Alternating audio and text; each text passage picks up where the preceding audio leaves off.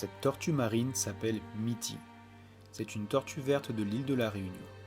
Comme Mitty, nous retrouvons des milliers d'autres tortues recouvrant les océans du globe, notamment la tortue verte, la tortue imbriquée, olivâtre, luth, à dos plat, kawan et camp.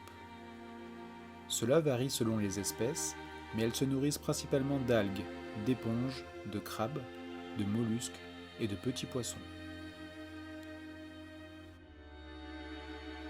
Les tortues marines sont obligées de remonter à la surface pour respirer. Cela peut aller de 5 à 40 minutes maximum quand elles sont en activité sous l'eau et de 4 à 7 heures quand elles dorment. Certaines parcourent des distances phénoménales, effectuant de véritables migrations entre leurs sources de nourriture et leur lieu de ponte. Elles ont malheureusement tout un point en commun, celle d'être victimes des activités de l'homme. Que ce soit blessées, capturées ou tuées, les tortues marines ont la vie dure.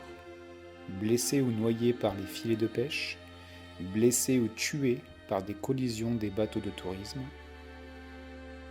empoisonnées ou étouffées par la pollution et les déchets plastiques, ou encore tuées par les braconniers. Sans parler de la pollution nocturne, de la destruction de leur habitat et du réchauffement climatique.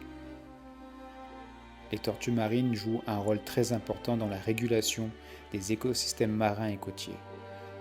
Ce sont les nettoyeuses des récifs. Elles prennent soin des herbiers et des récifs coralliens.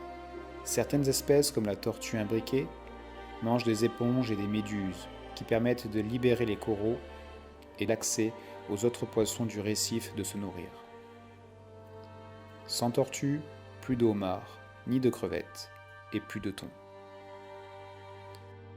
Les récifs coralliens sont une barrière naturelle, protégeant les côtes des cyclones et des tsunamis. Les tortues peuplent nos océans depuis 150 millions d'années, mais aujourd'hui, 6 espèces sur 7 sont considérées comme gravement menacées ou en voie d'extinction.